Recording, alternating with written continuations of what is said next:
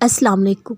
अल्लाह ताला ने हमें बहुत वाज़िया बता दिया है, ज़िंदगी में किसी न किसी चीज़ से कभी ना कभी हम ज़रूर आजमाए जाएंगे। क्या लोगों ने ये गुमान कर रखा है उनके सिर्फ इस दावे पर कि हम ईमान लाए हैं, हम उन्हें बगैर आजमाए हुए छोड़ देंगे।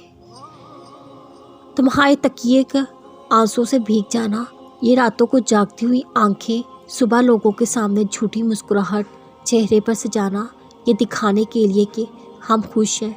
उदासी इतनी गहरी कि बिल्कुल ना उम्मीदी हो, अब कुछ ठीक नहीं हो सकता। आपको लगता है आप इन मुश्किलात से अकेले गुजर रहे हैं, अल्लाह नहीं देख रहा है ये सब। उसने अपने अनबिया को उन सब लोगों को आजमाया जो उसके सबसे ज़्यादा महबूब थे, और वो परेशानियाँ जो थोड़ी देर के बाद आपको याद भी नहीं होंगी, आपको इस नतीजे पर पहुँचने पर मजबूर कर देती हैं जहाँ आप सोचते हैं अल्लाह को आपकी कोई परवाह नहीं।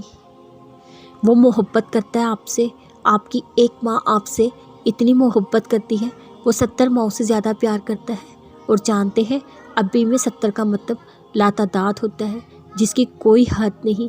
आपकी मुश्किलात का मकसद आपको पहले से भी ज़्यादा मजबूत इंसान बनाना है।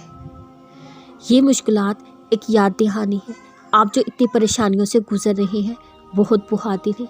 इन आज़माइशों में एक छुपा हुआ पैगाम है, ये इस मोहब्बत का इजहार है जो अल वदूद आपसे करता है।